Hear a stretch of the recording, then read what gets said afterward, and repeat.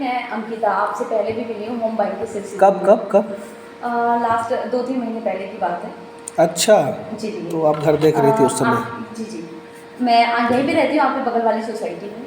बताइए मैम, कैसे सेवा करें आपकी? मेरे पास कॉफ़ी लेगी पहले ये बताइए, चाय? पानी दे दीजिए। अच्छा, पानी पिलाना मैम को, ठीक है। मेरा ना 2 BHK 2+ स्टडी एक फ्लैट है, काफ़ी 4-5 महीने से उसको सेल करना चाह रही हूँ, लेकिन सेल हो नहीं पा रहा है। तो अच्छा। आप थोड़ा मुझे गाइड करेंगे कि किस तरीके से बिक सकता है? गाइड बिल्कुल करेंगे, और आपका घर बिक जाएगा तो आपको कंसल्टेंसी चार्ज भी लगेगा। फ्री का नहीं करूँगा मैं। कितना चार्ज? कोई नहीं, ठीक है, आप चार्ज ले आप चार्जेस घबराइए है, मत, कोई मैं बात नहीं, आप आई है हमारे बगल में रहती है, बिल्कुल गाइड करेंगे।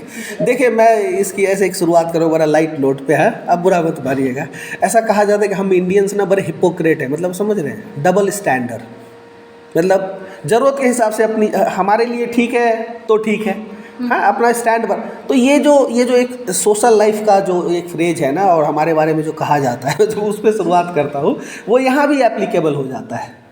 कैसे? मैं कह रहा हूँ कि अब क्या आप जो डिमांड कर रही हैं, जो मांग रही हैं, जो कुछ भी आप कर रही होंगी, मैं ऐसे समझ रहा हूँ, अगर आप एक बायर होती है, जब आपने घर खरीदा था, सच बताइएगा कि आपका ऐसा ही अप्रोच था या नहीं? बस इतना तो नहीं था ना?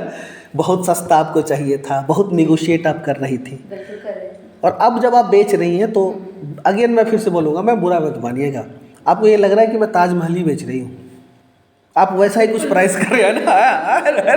तो ये एक समस्या की जड़ होगी, सही कह रहा हूँ मैं आपको? जी बिल्कुल। चलिए मैं मुद्दे पे आता हूँ। आप कितना क्या पैसे मांग रही है इसके? देखिए, मेरे हस्बैंड 80 लाख पे रिजिड हैं कि उनको 80 लाख में ही सेल करना है। अच्छा, और आप क्या थोड़ा बहुत फ्लेक्सिबल हैं? हाँ, वो फ्लेक्सिबल मुझे लगता है कि थोड़ा बहुत जब सेल करना ही है तो थोड़ा बहुत ऊपर ठीक है, तो आप भी देखिए, पहले पॉइंट आप खुद दे रहे हैं, क्या होना चाहिए जब आप घर बेच रही हैं, बेचने का मन बनाई, कि आप दोनों का म्यूचुअल कंसेंट बहुत ज़रूरी है ना आपस में। तो सबसे पहले यही आ रहा है ना, गड़बड़ी है ना, एक बनाइए। तो इसलिए आप सबसे पहले आपस में मन बनाइए कि हाँ, मुझे इतना में बेचना है। अब मैं आता हूँ, मैं सीधे सीधे मुद्दे की बात करता हूँ। यही सेक्टर 1 में है आपका फ्लैट? हाँ जी, सेक्टर 1 में। ब्रिक वर्क पे बना होगा, आपने लिया होगा डेफिनेटली, एस ब्रिक पे है ना, लाल वाली नहीं? नहीं। एस ब्रिक, ठीक है। अब आप ये देखिए कि समय के साथ टेक्नोलॉजी बदल गई, कोई भी मकान अब ब्रिक पे नहीं बन रहा। नहीं।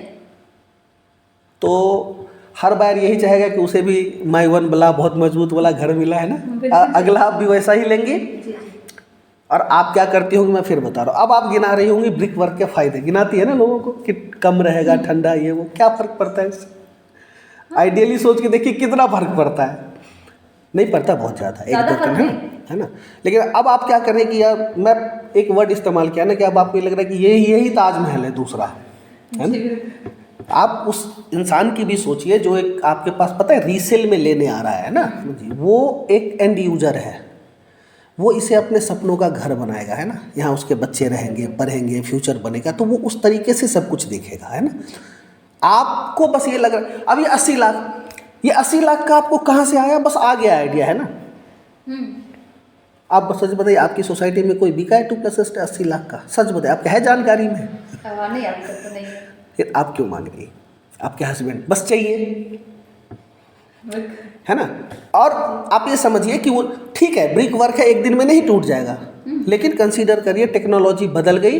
अब आप उसको एक्सेप्ट करने की जगह अपनी ही चीज़ को अच्छा करने में आप तुलिए, ये बहुत बढ़िया है ब्रिक वर्क, है ना। तो आप कहीं मूव कर रही हैं इसको बेच के?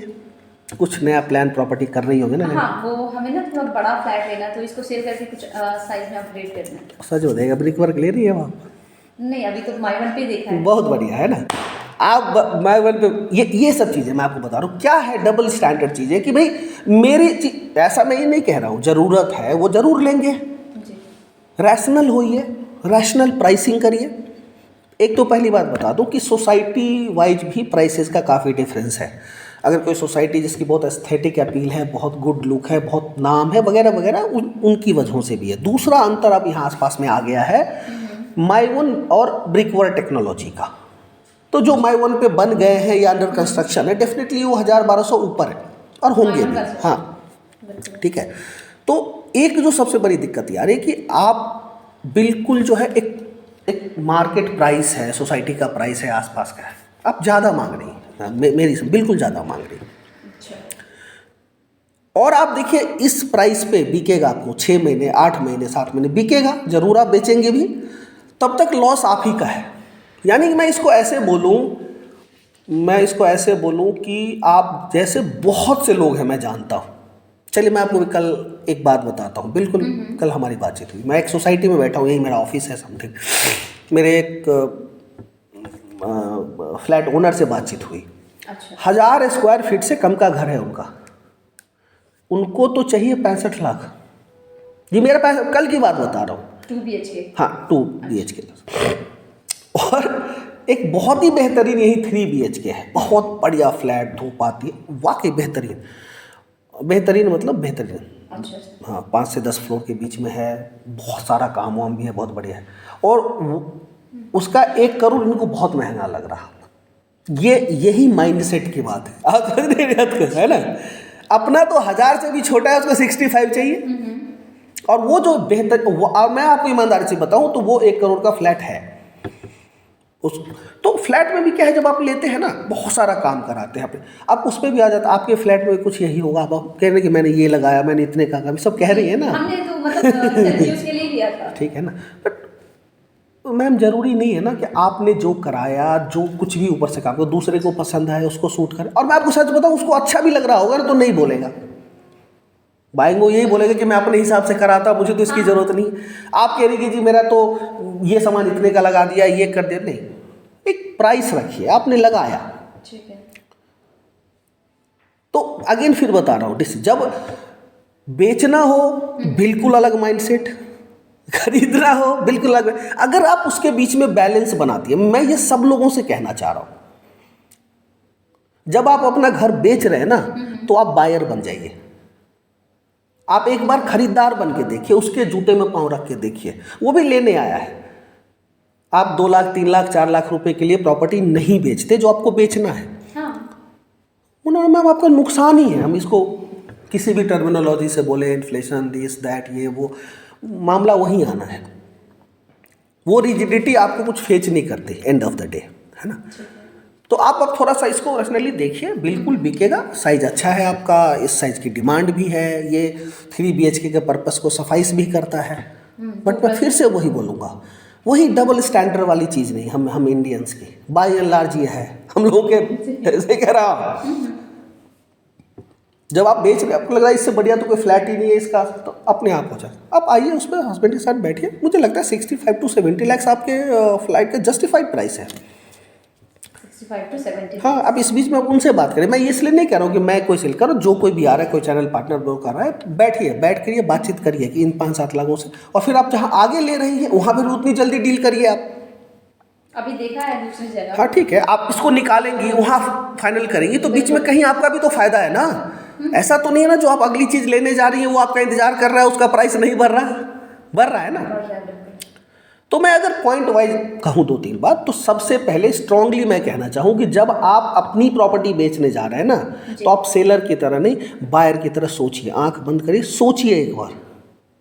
आप सोचिए कि उस फैमिली, कई फैमिली आई होंगी आपका घर देखने, 5-6 फैमिली देख के, तो फिर वही हो रहा, नहीं बन रहा है ना। आप उसकी जगह अपने आप को सोच के देखिए, तो तब आप फ्लैट बेच पाएंगे। पहली बात बता रहा हूँ। दूसरी बात, जितने प्राइस गैप के लिए आप नहीं बेच रहे हैं ना, उसका अल्टीमेट कोई खास इफेक्ट नहीं आ जाएगा, क्योंकि आपका, अगर आपने उसी प्राइस पे 6, 8, 9 महीने बाद बेचा,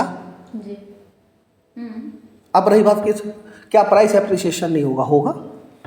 मैं आपको फिर से एक बात बता दूं, बिल्कुल होगा। ब्रिक वर्क है, उसके बावजूद भी होगा, क्योंकि वो सब डिमांड सप्लाई, बहुत सारी चीज़ें हैं। तो अब आप यहाँ से 5 साल रुकिए। अच्छा, वो आया है ना अपने पेस, कितने पे बुकिंग कराया होगा आपने? 3400-3500। 3500। वाह, बहुत बढ़िया। और आपको जब आपको 7 के आसपास भी मिल रहा है, 6.5-7, तो आप परेशानी सी हो रही है, और फिर बढ़ेगा। अच्छा, अब वो अपने लाइफ स्टेज के एक साइकिल पे है जहाँ पे बहुत डबल हो गया ना। 3500 पे लिया। हाँ, तो अब ऑलमोस्ट, अब आप इस लोकेशन को और डेवलप होने दीजिए, मेट्रो आने दीजिए, बहुत सारी चीज़ें हैं, वो पहुँचेगा भी। बट अब फिर आप रुकिए 5 साल। अब ये प्राइस स्टेबल रहेगा, रुकेगा। हाँ, थोड़ा बहुत बढ़ सकता है, बहुत ज़्यादा नहीं।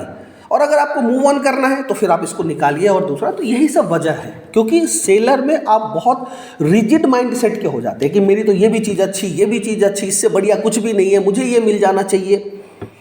तो रैशनल प्राइसिंग पे ये जो चल रहा है आसपास बहुत सारे हैं। पॉइंट नंबर 1, सेलर की तरफ, बायर की तरह सोच लीजिए, बिक जाएगा आपका फ्लैट। दूसरा बात, टेक्नोलॉजी चेंज हो रहा है, उसको कंसीडर करिए। देयर में be less demand of brick work, क्योंकि अब कोई बना ही नहीं रहा ना। ऐसा नहीं कि एक दिन में हो जाएगा, but definitely my one is a much better technology, तो उसका भी एक इम्पैक्ट आएगा। और एक और बहुत इंपॉर्टेंट बात बता रहा हूँ, अगर एक एंड यूजर बायर मैम अगर 80 लाख में आपका घर खरीदेगा, आप सोचिएगा जरा इसको, जब आप आंख बंद करके आराम से सोचेंगे ना, दिस विल हेल्प यू। फिर वो 1 करोड़ दे के 3 BHK की तरफ नहीं सोचेगा। आप होती तो सोचती या नहीं सोचती? हाँ, हम लोग भी 3 BHK प्लान करते हैं। नहीं तो वो डेफिनेटली इसलिए भी हो रहा है ना, आप उसे डिमांड रख रहे हैं, तो वो भी जब बैठ रहे हैं तो कह रहे हैं ठीक है, जब मुझे 80 देना है 2+ स्टडी 1150 के लिए, तो और थोड़ा और पेन ले लेते हैं। तो वो अपना जो है रिसर्च एरिया बढ़ाएंगे, ढूंढेंगे, फिर बोलेंगे करोड़ थोड़ा प्लस माइनस मुझे एक 3 BHK ही मिल जाए। तो ये सब वजह हैं। 70 और 80 के बजट में आप समझ लगते 10 लाख रुपए का डिफरेंस है, विच इज मेजर, है ना? बिल्कुल है। और ये आपकी नहीं है, ये एक आम समस्या हमने देखी है दिन रात के अपने काम में। जब भी एक ही इंसान के साथ मैंने देखा एट द सेम टाइम, जब मैं दे रहा हूँ तो बहुत सस्ता चाहिए, ये भी महंगा, ये भी महंगा, जब उन्हीं की प्रॉपर्टी मैं सेल कर रहा हूँ। और तो और मैं सेलर्स के साइड से एक बात और बता रहा हूँ, कई सारे लोग आप समझिएगा सर, हमें कहते हैं हमारा ये फ्लैट बिकवा दो राजीव। हम जैसे ही हम दूसरा या तीसरा क्लाइंट ले गए, पहला क्लाइंट ले गए, जब तक वो रिक्वेस्ट करे थे बिकवा दो, तुरंत उनका भाव आसमान में चला जाता है। जो कह रहे थे कि जिन्हें मैं 70 में निकाल दूंगा ना, अब तो 1 करोड़ में बेचूंगा, क्योंकि जैसे ही 1 या 2 डिमांड आई, ये सब मैं आपसे साइकोलॉजी की बात कर रहा हूँ। और ये है 4-5 लोग आए, अब आपको लग रहा होगा बिक जाए, लेकिन नहीं बिक रहा है ना अल्टीमेटली। 5-6 विजिट तो हो चुकी है, वो दिक्कत है, नहीं सेल हो पाया। और 2-3 पॉइंट्स बना लीजिए। आप ये देखिए कि सामने वाला इतना पैसा देगा तो थोड़ा और लगा के वो प्रॉपर 3 BHK के लिए जाएगा, फिर वो आपका घर लेगा, वो अपने हिसाब से भी उसमें चीजें करेगा, है ना? ठीक है। नोएडा, गौतम बुद्ध नगर में जब आप सेकंड सेल करते हैं तो एक कुछ ना कुछ TM का भी एडिशनल खर्च आ जाता है। इट्स नॉट प्लेन रजिस्ट्री, जितनी बार अब आगे बिकेगा तो उसमें एक ट्रांसफर मेमोरेंडम वगैरह भी लगता है। तो बहुत सारी चीज़ें हैं ना।